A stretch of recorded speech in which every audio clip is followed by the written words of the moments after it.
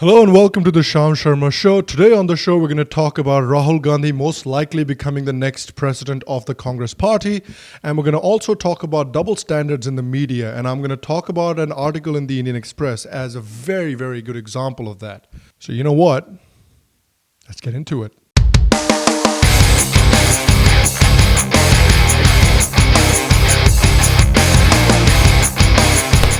Welcome to a brand spanking new episode of the Shyam Sharma Show.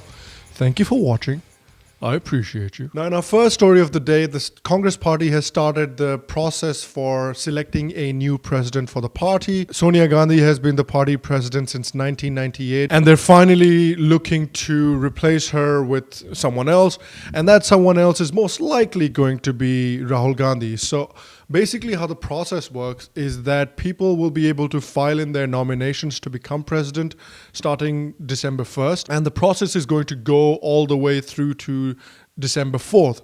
That is the last day of filing nominations. And the papers are going to be scrutinized on December 5th. And eventually the elections will be held and a winner will be declared. But most likely, most people expect that it's going to be Rahul Gandhi who's going to be the only one filing the nomination. And if Rahul Gandhi is the only person that files the nomination, he will be declared president of the Congress party by the 5th of December. Now, if that does happen, and I definitely do think that that is what the Congress party is going for, then Rahul Gandhi will go into both the Gujarat election and the Himachal election as the president of the Congress party. So if the Congress party ends up doing well in either one or both of the elections, then the Congress party is going to make this reflect on Rahul Gandhi as his success and saying that he was the president of the party when Congress won Gujarat or Congress won Himachal. And this selection of Rahul Gandhi as the party president is also kind of angling him to become the front runner for the 2019 general elections. So declare him as a clear candidate as prime minister for 2019 elections as well. Now, it's kind of funny how the Congress has been making it appear as if this is going to be a democratic process and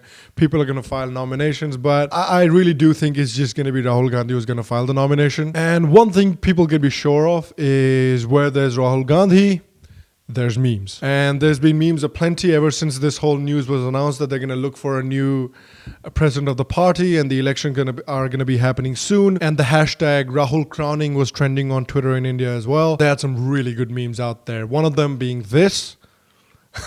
And the other one being this. Perfect example of democracy. Option given to Congress leaders for choosing Congress president. A. Rahul Gandhi. B. Rahul Gandhi. C. Rahul Gandhi. I mean, the Congress party is the epitome of dynastic politics for a reason. There's no way that somebody else, possibly more deserving, might get a chance. So it's an interesting development. We'll see how Congress does in the Gujarat and Himachal elections. I do think it's a close race in Gujarat. I've also done a video about the Himachal elections that you can go check out and the Gujarat elections that you can go check out as well. The links to the videos are in the description below, so go check those out too. All right, now I want to talk a little bit about double standards in the media and why the media has different standards when it comes to different communities and when it comes to different governments. I think a really good example is this article that was recently published in the Indian Express. It's called Where Imagination is Not Free. So the article is related to the Padmavati issue, and I've already given my thoughts on the whole Padmavati issue and where I stand on it, so you can go check that out as well. Like I've said before, and like I said in the video as well,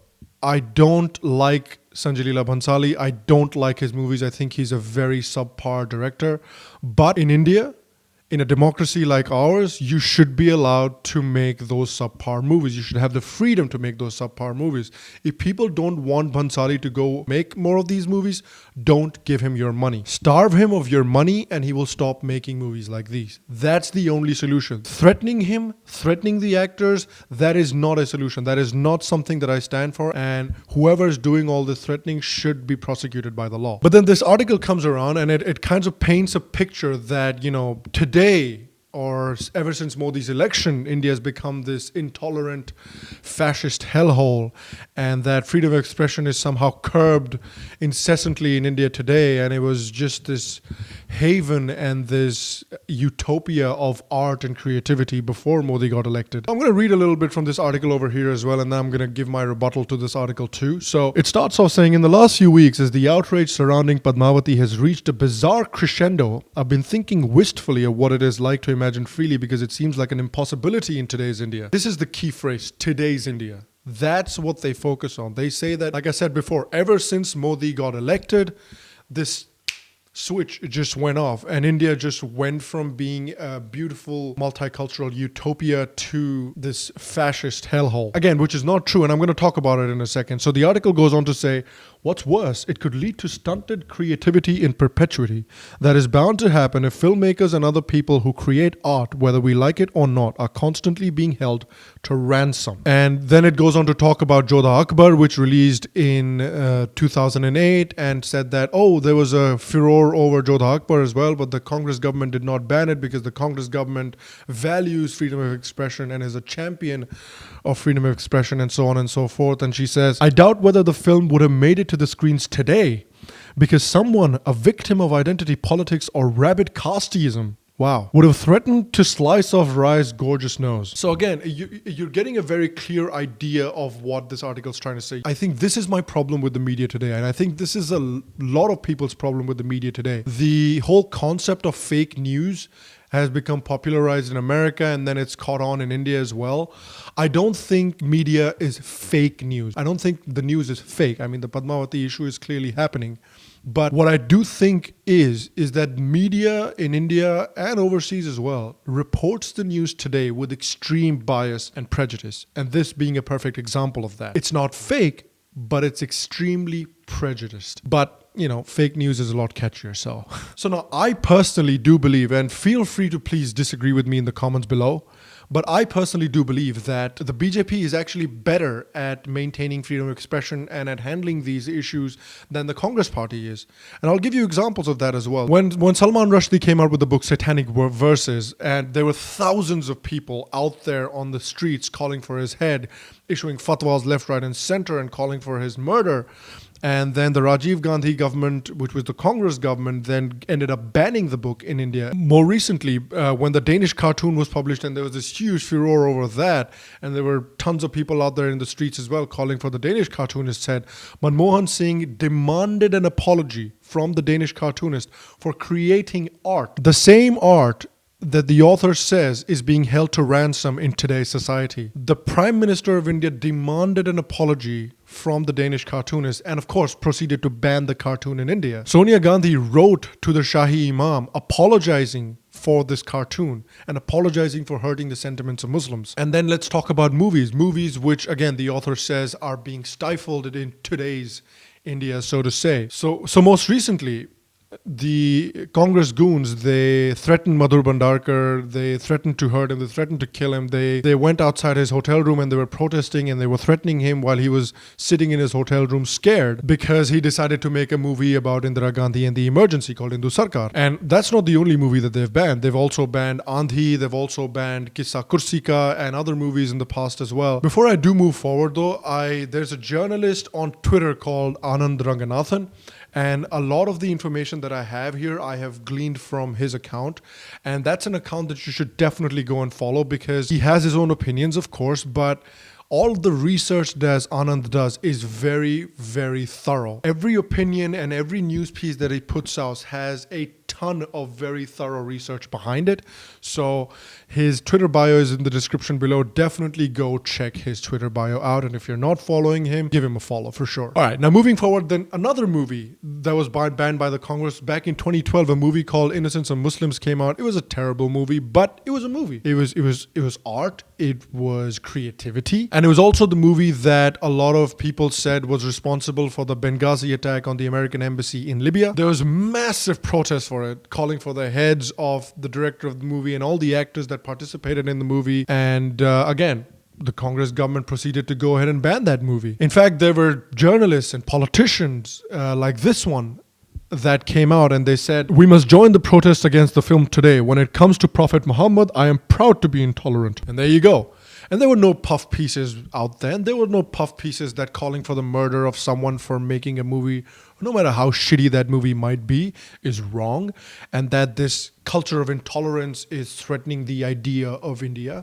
None of those puff pieces were out there back then. And then people go ahead and wonder why a lot of people in India dislike the media. A lot of people think that the media has double standards, because it does. Also, the Da Vinci Code, that movie, when it came out in India, that was banned in Goa by the Congress government, by the way, because it said that it hurt religious sentiments. And who can forget the famous fatwas? For some reason, for the past so many years, there's been fatwas issued like almost every day against someone that they don't like, that they think have hurt religious sentiments. And like I mentioned before in a previous video, these fatwas, they're not innocuous little things. I mean, fatwas are harmful. They can be really dangerous for the person that the fatwa has been issued against. And when you issue a fatwa, you're kind of just banking on that one crazy person who takes that fatwa way too seriously and then goes ahead and does something violent. There was a fatwa against Moody by the Imam of the Tipu Sultan Mosque in Kolkata, Nurul Rahman Barkati. There was a fatwa issued in Bihar, my home state, against a Muslim minister just because he said Jai Shri Ram. No puff pieces against that. No saying that, oh, look at all this intolerance and this is so bad and this shouldn't happen and this and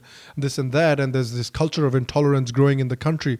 Nothing like that happened. And this is why I have a problem with this as well. I've said before myself that people should not threaten, and these Hindu parties and Rajput groups that are threatening Bhansali and the actors for making a movie, even though it's a crap movie, that is completely wrong. And as Hindus, we should come out and condemn it en masse. I don't care if anyone else holds us to a standard. We must hold ourselves to a particular standard as well. But at the same time, I also do think that there is a separate standard for separate communities in India. Certain communities are held to a much higher standard as compared to other communities. And there's a Muslim reformer in Britain called Majid Nawaz who coined a phrase called bigotry of low expectations, which says, oh, these guys they're minorities and these guys, they're a separate religion. So, when they do something intolerant, don't call them out. Don't say something because that's their culture. And then when somebody else does something which is intolerant, then you call them out for sure. Then you say, oh, you're a fascist and you're terrible.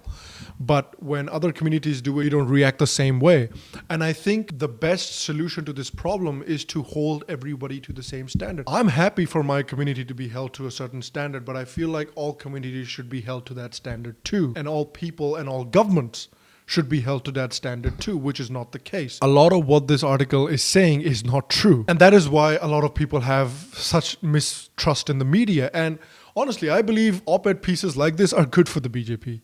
Because the more dishonest pieces like this come out in the news, the more people read them, the more people get angry, and the more people will go vote for the BJP. So again, that's my take on it. I'd like to hear from you. So let me know, what do you think? Do you think that since 2014, India has become a lot more intolerant and a lot more bigoted than it was before? All right, now I recently did a video about Moody's upgrade in rating for India, and I found this really, really great article on OpIndia.com. They're on Facebook and they're on Twitter, so if you're not following them already, go look them up and go follow them. Their links are available in the description below as well. They did a really good article because The Wire, which is another news source which leans very heavily left, they came out with a video featuring Vinod Dua, and they were downplaying the whole rating upgrade by Moody's, and they were saying that the Narendra Modi government hasn't really achieved anything at all. And then this OpIndia piece dissects that video piece by piece with facts and information. So it's very well done, and I cannot recommend it highly enough. So the link for the article is in the description below as well, so go check that out, definitely. All right, now my YouTube video of the day is actually two. Ooh, double. So in another previous video, I talked about the Zimbabwe turmoil and what's actually going on in Zimbabwe. And there's a news company called Vox that actually did a 4.5-minute video on that whole Zimbabwe problem, and they've encapsulated the problem really well. So the link to that Vox video is in the description below. Go check that out. And my second YouTube video of the day is for a sequel to a movie that I really enjoyed. Now the movie is Deadpool 2. I really enjoyed Deadpool. I think it was funny. I think it was witty. I think it was everything that people were expecting from the Deadpool movie. This video that's just come out is just a teaser for the new Deadpool movie, but it's very funny, and it kind of sets the tone for what the second movie is going to be. And if the second movie is going to have that tone that the teaser had, it's going to be a blast, and I'm really looking forward to it. So the link for that trailer is in the description below as well. Check that out. And that's the show. Thank you very much for watching the show. I appreciate you. And again, thank you for supporting the show. Thank you for the encouraging comments. And please go ahead and get involved in the comments section. If you like the show, tell me. If you don't like the show, tell me. If you think there's something I can do better in the show, let me know. If you think there's any stories that I should cover in the show, let me know. And I'll be happy to cover them too. All right, there's not going to be a Friday show this week because I have to go see some family for a holiday. But I will be back on Monday with the latest news of the day. And I will keep you posted. I will keep you updated. So again, if you're enjoying the show, like the show, share the show, tell all your friends about the show, man. And subscribe to the show's channel. And make sure that little notification thingy is on as well. So as soon as the video drops, you're the first to know. All right, now I'll see you on Monday. And until then, stay happy, stay healthy, and I'll see you soon.